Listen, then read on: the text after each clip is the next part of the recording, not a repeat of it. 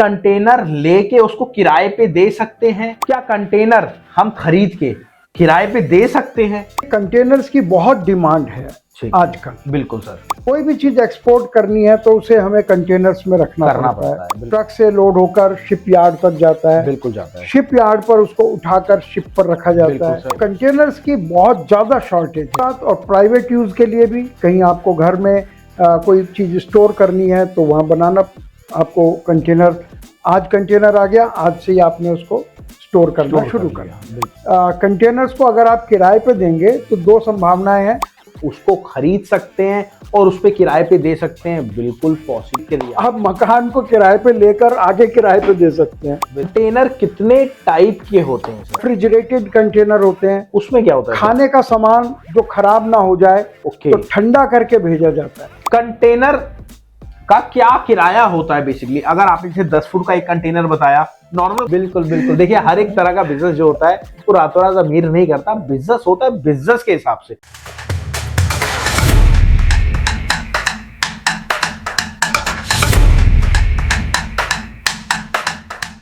Sir बहुत बहुत नमस्कार आपका। नमस्कार राहुल जी।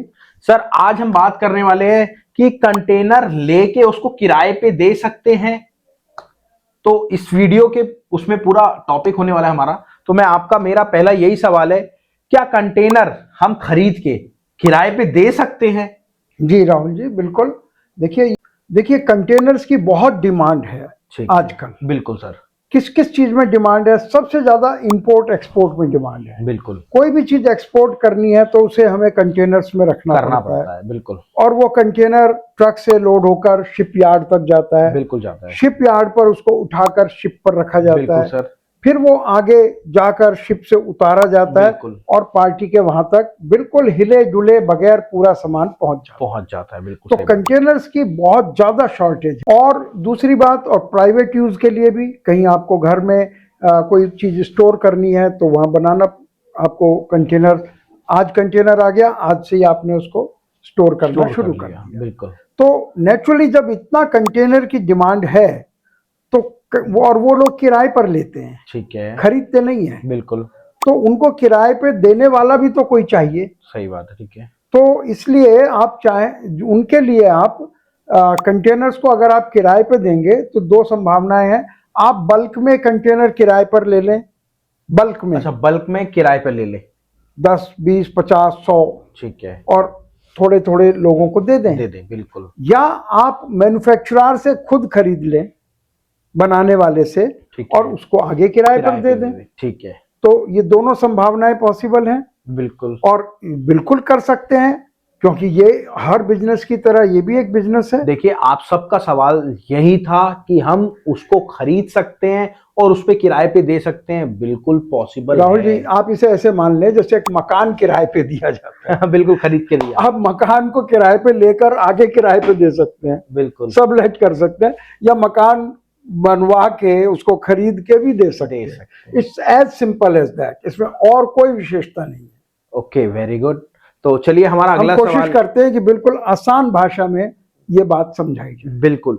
कंटेनर कितने टाइप के होते हैं सर? बिल्कुल बिल्कुल। कंटेनर देखिए, एक तो टाइप होता है कि जिस प्रकार के, मतलब हाँ जी, एक ड्राई कंटेनर कहलाता है, जिसमें ड्राई से मतलब सूखे, सभी सूखे होते हैं। बिल्कुल बिल्कुल। लेकिन उसमें सूखा सामान रखा जाता है। बिल्कुल। और गीला सामान कौन सा होता है? जैसे दूध है, पेट्रोल है, डीजल है, और यहाँ तक कि गैस भी रखी जाती है। बिल्कुल। तो वो गैस कंटेनर अलग होते हैं। बिल्कुल, जैसे अभी जयपुर में आग भी लगी थी। बिल्कुल। तो और इसके अलावा रेफ्रिजरेटेड कंटेनर होते हैं। उसमें क्या होता है? खाने का सामान जो खराब ना हो जाए तो ठंडा करके भेजा जाता है। ठीक है। तो वो उस टेम्परेचर को मेंटेन करता है। वो एक तरह का बड़ा रेफ्रिजरेटर है। ठीक है। उसको उसी तरह से शिप में उसके लिए जगह बनाई जाती है। ठीक है। चाहे वो 1 हफ्ते या 10 दिन या 1 महीना या 2 महीने, वो बिल्कुल रेफ्रिजरेटर की तरह होता है। ठीक है। तो इस तरह के कई प्रकार के कंटेनर। फिर साइज का फर्क होता है। आमतौर पे 3 साइज चलते हैं। बिल्कुल। लंबाई के आधार पर। ठीक है। उसकी ऊंचाई और चौड़ाई सबकी फिक्स होती है। ठीक है। जैसे ईंट पर ईंट रखी जा सके। जी जी, बिल्कुल। लेकिन लंबाई का थोड़ा डिफरेंस रहता है।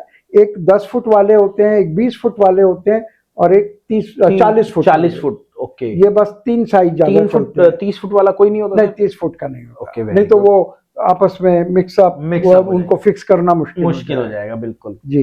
तो सर अगला सवाल हमारा आता है, क्या कंटेनर किराए पे मिल जाते हैं? तो अगला सवाल सर हमारा आता है, कंटेनर का क्या किराया होता है बेसिकली? अगर आपने जैसे 10 फुट का एक कंटेनर बताया, नॉर्मल कंटेनर की बेसिकली बात कर लेते हैं, 10 फुट, 20 फुट और 40 फुट, उसका क्या किराया आता है, क्या किराया होता है बेसिकली? देखिए जब खरीदेगा कोई मेंबर तभी उसको किराए पे देगा, किराए पे देगा, जब तक उसकी इनकम नहीं होगी तब तक वो कैसे अगला और उसमें इन्वेस्टमेंट लगाएगा? राहुल जी बिल्कुल, इसको आप इस एग्जाम्पल को मकान से मान लीजिए। अगर आप एक दिन के लिए किराए पर ले रहे हैं तो वो होटल कहलाएगा, 2,000 रुपये रोज। बिल्कुल। और 10,000 रुपये महीने में आपको मिल जाएगा। और आप पूरे साल के लिए ले रहे हैं या 5 साल की लीज पर ले रहे हैं तो किराया तो वैरी करता है। बिल्कुल। किस टाइप का कंटेनर ले रहे हैं, कितने समय के लिए ले रहे हैं, ये इस पर डिपेंड करता है, और कितनी क्वांटिटी ले रहे हैं। अगर आप एक साथ 100 कंटेनर लेकर देंगे आगे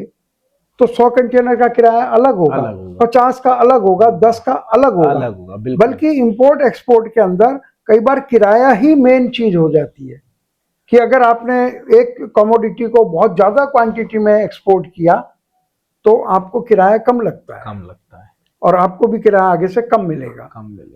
अच्छा मेरा अगला सवाल सर ये, देखिए क्या होता है, पैसा सारे मेंबर्स लगाने के लिए तैयार हैं, जो वीडियो यहां तक आ गया वो इस चीज में इंटरेस्ट दिखा रहा है, बट वहीं अगर सवाल आए कि ये कंटेनर, जैसे मकान तो किराए पे कोई भी ले लेता है, बट वहीं अगर कंटेनर हमने खरीद के डाल दिए तो कंटेनर किराए पे कौन लेगा बेसिकली? बिल्कुल राहुल जी, जैसे हर चीज का कारें भी किराए पे चलती हैं जी, आजकल तो ओला वगैरह बहुत है। कार फॉरेन में तो आदमी अपनी कार होते हुए भी किराए पे लेके चलता है। ओके। खुद ड्राइव, सेल्फ ड्राइविंग कार। तो किराए पे लेना एक बहुत ही, लेकिन कंटेनर कौन लेगा तो इसका भी एक मार्केट है। ओके। जैसे इंपोर्ट एक्सपोर्ट वाले जब किराए पे लेते हैं तो वो अप्रोच करते हैं एक शिपिंग कंपनी को। बिल्कुल। तो आपसे शिपिंग कंपनी किराए पे लेगी। बिल्कुल। और इसी तरह से अगर आप प्राइवेट किसी को देना चाह रहे हैं तो कंटेनर का भी एक अलग मार्केट है, तो उसमें आप किराए पे देंगे, उनसे आप कांटेक्ट करेंगे। इसके भी ब्रोकर्स होते हैं, इसके भी सप्लायर्स होते हैं जिनसे आप लेके आगे देंगे। आप, ये तो कंटेनर्स की बात हो रही है, आप पूरा शिप भी किराए पे देते हैं। पूरा शिप, आपने शिप खरीदा और आगे शिपिंग कंपनी को किराए पर दे दिया, इसमें कोई बड़ी बात नहीं है। पर वो तो करोड़ों करोड़ों का हो या लाखों का हो या हजारों का हो, आपने अभी पूछा कि कौन लेगा तो इसलिए ये रेगुलर बिजनेस है। जैसे और बिजनेस है ऐसे ही ये बिजनेस है। ऐसा ये बिजनेस कोई कहे कि इसमें रातों रात आप अमीर हो जाएंगे, तो वो रातों रात अमीर होने वाले तो दूसरे बिजनेस होते हैं बिल्कुल। देखिए हर एक तरह का बिजनेस जो होता है वो रातों रात अमीर नहीं करता, बिजनेस होता है बिजनेस के हिसाब से। और सर के पास जो एक्सपीरियंस है, सर ने कई अपने देखे, एक तरह से ऊपर जा रहे हैं, फिर एकदम नीचे आ गए, फिर ऊपर जा रहे हैं, तो ऐसे स्टेप्स सर ने देखे, करे। और मैं आपको बताता हूं, अगर एक्चुअल में आपको कंटेनर या फिर इंपोर्ट एक्सपोर्ट करना है तो आप सर के साथ जुड़ जाइएगा, हैंड होल्डिंग लेके, सर बिल्कुल आपका वो काम करा देंगे। तो सर अगला सवाल मेरा होता है, पूरे कंटेनर की क्या कीमत होगी अगर हम 10 फुट की बात करें और वहीं हम 20 फुट की बात करें और वहीं हम 40 फुट की बात करें? तो देखिए जैसे हर चीज की कीमत थोड़ा सा क्वालिटी पे डिपेंड करती है, तो इसमें भी क्वालिटी थोड़ी बहुत होती है, लेकिन अंदाजे के लिए आपके जो ऑडियंस है 2 लाख रुपए से लेकर 3, 4, 5 लाख रुपए, 6 लाख रुपए तक का एक कंटेनर बैठता है, क्योंकि कंटेनर्स की पावर अलग अलग होती है।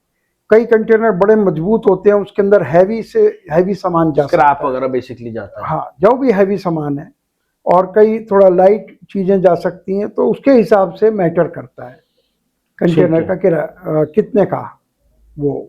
अच्छा सर ये तो हो गया, कंटेनर खरीदे कहाँ से? अगर कोई बिजनेस स्टार्ट करने वाला है तो वो एक्चुअल में कहाँ से खरीदेगा कंटेनर को? कंटेनर्स के बनाने वाले जो लोग हैं, जैसे जो बस की बॉडी, जी, ट्रक की बॉडी भी कहीं बनती है, बिल्कुल। ऐसे ही कंटेनर बनाने वाली कंपनियां भी हैं। ओके। और वो आप ऑर्डर दे दें तो आपको कंटेनर्स बनाकर दे देती हैं, डिपेंडिंग ऑन आपको 10 चाहिए, 100 चाहिए, 1000 चाहिए, 10,000 चाहिए, तो आप उसको बनवा सकते हैं। और सर अब मेरा सवाल आता है कि कंटेनर खरीदने के लिए क्या लागत तो आपने बता ही दिया, डॉक्यूमेंट्स क्या क्या लगते हैं?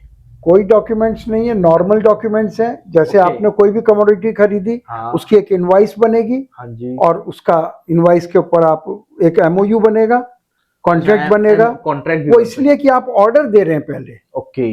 कि मुझे इतने, वो ऐसा नहीं है कि उसने उतार कर दिया, रखे हुए हैं उसके पास कंटेनर, वहां से उठा के आपको दे दिया। अच्छा, वो पहले हम ऑर्डर देंगे, पहले वो बनाएगा आपके लिए, फिर हमें वो डिलीवर करेगा। तो नेचुरली दो ही इनवॉइस बनेगी और डिलीवरी ऑर्डर बनेगा आपको। बिल्कुल बिल्कुल, देखिए आप ये कर सकते हैं, बट वहीं अगर आपको गाइडेंस की जरूरत है तो हमारे साथ डॉक्टर अशोक गुप्ता सर है, इजीली आपको गाइड कर देंगे कैसे आप आ सकते हैं। और मेरी रिक्वेस्ट है आपसे, अगर आपको वीडियो अच्छी लग रही हो तो कमेंट जरूर छोड़ना कि कैसी वीडियो है और हम किस टाइप की और वीडियोस इसमें बनाएं।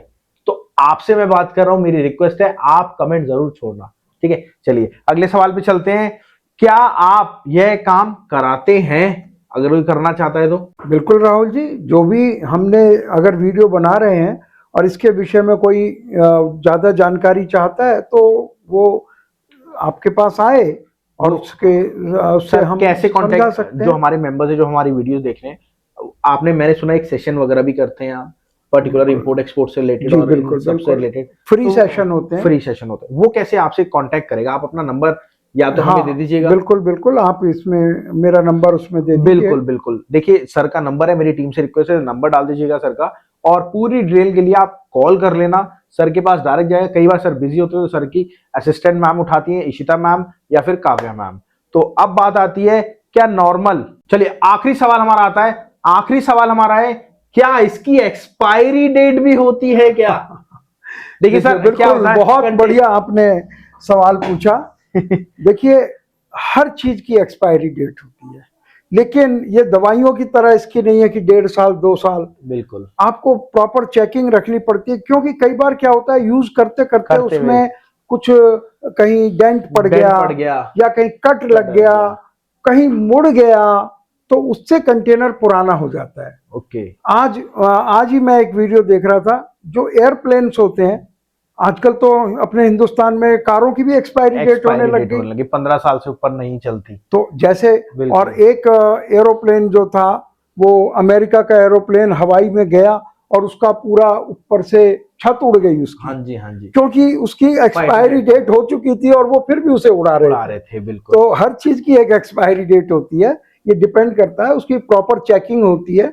अगर वो ठीक है तो वो आगे चलेगा, 10 साल 20 साल चल सकता है। बिल्कुल, थैंक यू सर, आपने प्लेटफॉर्म पे आए। और मेरी आपसे रिक्वेस्ट है, आपको अगर बिजनेस करना है ये वाला या फिर इंपोर्ट एक्सपोर्ट, तो कहीं मत जाओ, डायरेक्ट स्टार्ट करो बिजनेस को। देखिए हम कोर्सेज वगैरह में बिलीव नहीं करते, अशोक सर आपको डायरेक्ट बिजनेस को स्टार्ट कराते हैं। तो ज्यादा जानकारी के लिए सर का नंबर दे रखा है, आप कॉल कर लेना। और मेरी रिक्वेस्ट है, आपसे वीडियो अच्छी लगे तो प्लीज एक थंब जरूर बनाना।